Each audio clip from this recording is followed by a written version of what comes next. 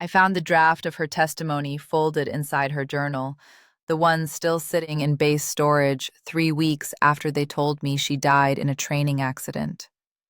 The paper was crisp, fresh ink. The handwriting was hers. Every line was numbered. Every claim was sourced. And every word pointed to one name: the judge.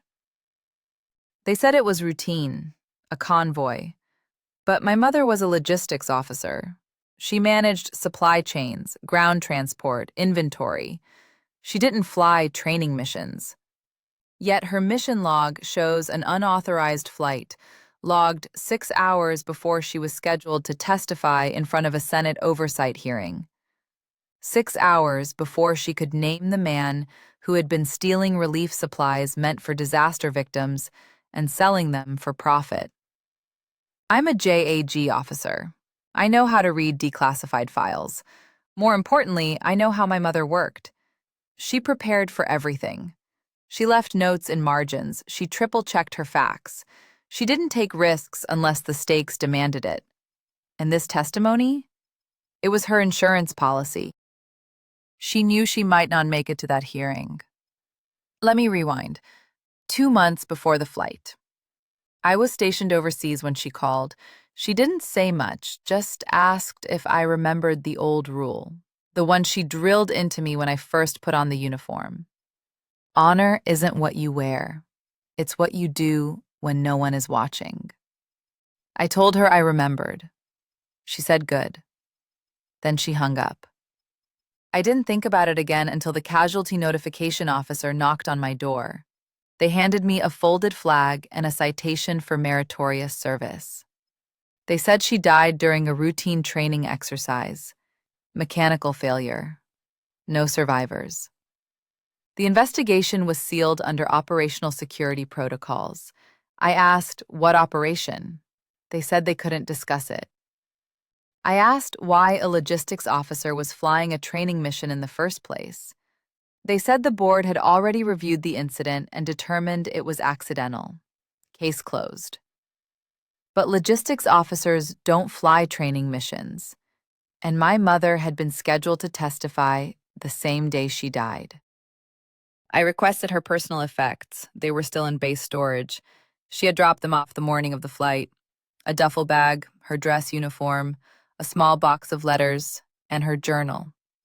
I opened the journal in the parking lot. The pages were filled with notes, supply manifests, dates, locations, names, and tucked between the last 2 pages, folded tight, was a handwritten draft of her testimony.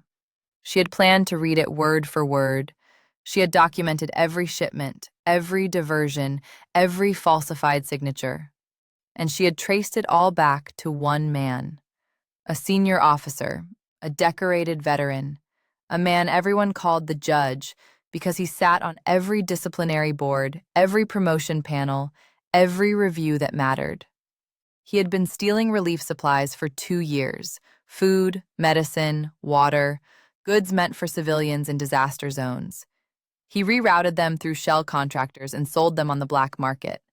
My mother had the manifests. She had the invoices. She had testimony from 3 other officers who had seen the discrepancies and been told to ignore them. She was going to name him in front of the Senate. And then her plane went down.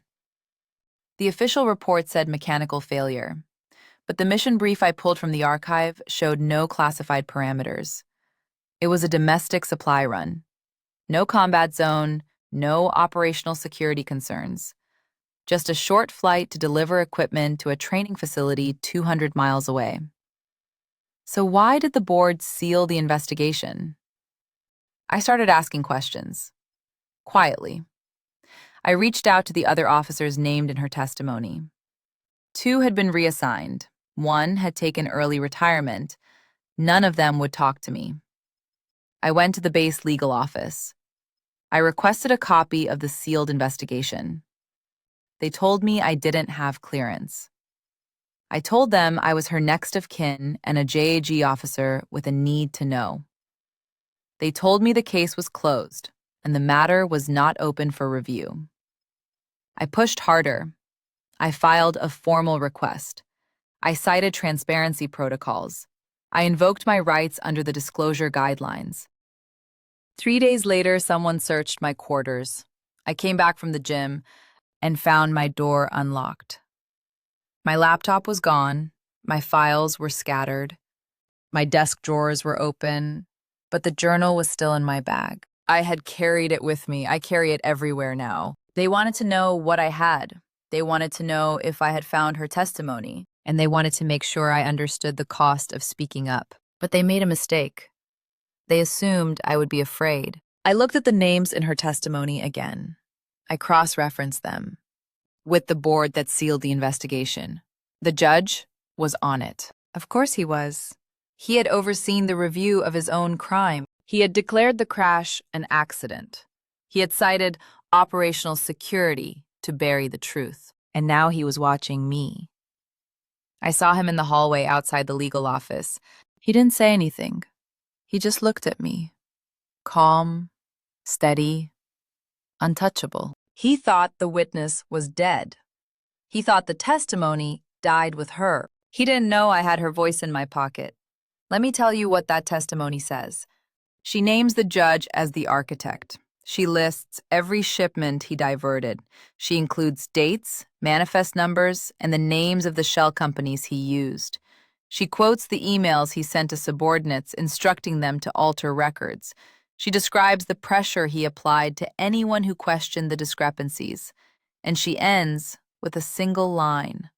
If I do not survive to deliver this testimony, I trust that someone with courage will finish what I started.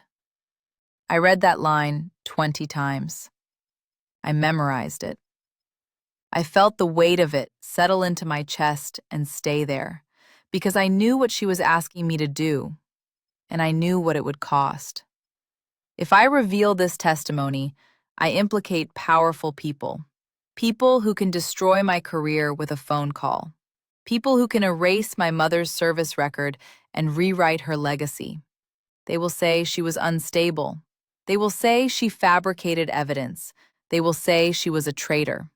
But if I burn it, I get to keep my career. I get to keep my reputation. And my mother gets a medal for a lie. I sat with that choice for 3 days. I didn't sleep. I didn't eat. I just read her testimony over and over, trying to find a way out that didn't exist. Then I realized something. She didn't leave this testimony for me because she thought I would be brave. She left it because she knew I would understand what honor actually means.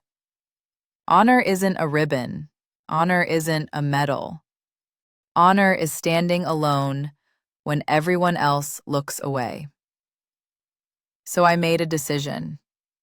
There was a hearing scheduled, not the Senate hearing she was supposed to attend. That one had been canceled after her death.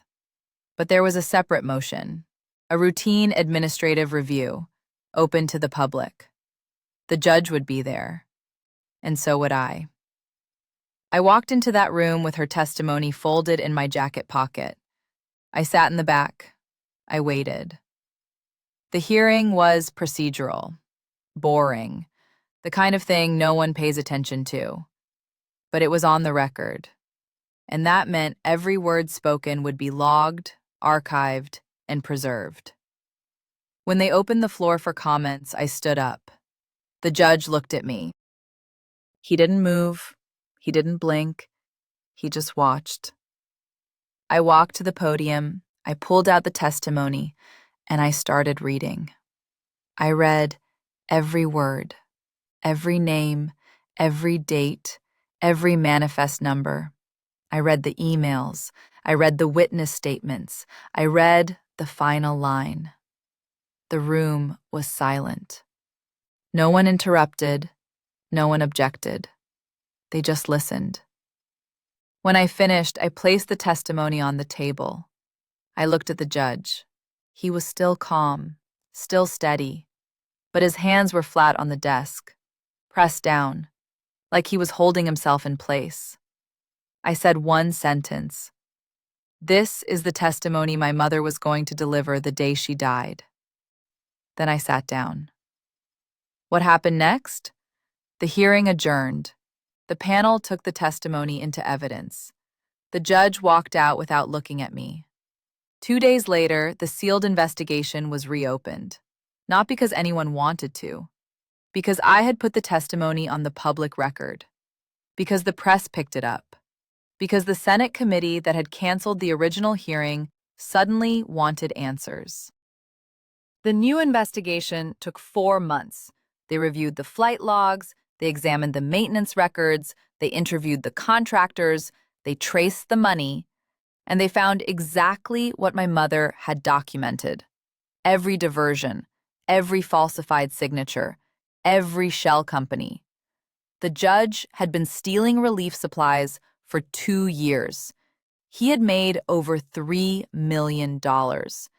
And when my mother threatened to expose him, he had arranged for her plane to go down. They couldn't prove he sabotaged the aircraft, but they could prove he had motive. They could prove he had access. And they could prove he had lied during the initial investigation. He was stripped of his rank, he was dishonorably discharged, and he was referred for criminal prosecution. My mother's service record was amended. The medal they gave me at her funeral was replaced. They issued a new citation. It didn't mention the crash. It mentioned her courage, her integrity, her refusal to look away. But she'll never wear it. I keep the testimony in a frame on my desk now, next to her photo. She's in her dress uniform, the same one she left in storage the day she died, the same one she knew she wouldn't need, because she understood something I'm only starting to learn. The uniform doesn't make you honorable. The choices you make when no one is watching do. I think about the other officers, the ones who saw the discrepancies and stayed silent, the ones who were reassigned or retired or told to forget what they knew. I wonder if they sleep well. I wonder if they tell themselves they had no choice. Maybe they didn't. Maybe the cost was too high. Maybe they had families to protect, or careers to preserve, or reputations to maintain. But my mother had all of those things too, and she still chose to speak. That's the difference. That's the line. And once you see it, you can't unsee it. I'm still a JAG officer. I still wear the uniform. I still salute the flag. But I understand now that the uniform is just cloth. The flag is just fabric. What matters is what you do when the cost of truth is higher than the cost of silence. My mother paid that cost, and she left me the receipt. I don't know if you've ever held a piece of paper that someone died for.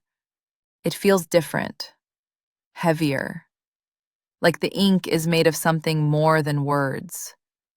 I carried that testimony for months before I read it aloud.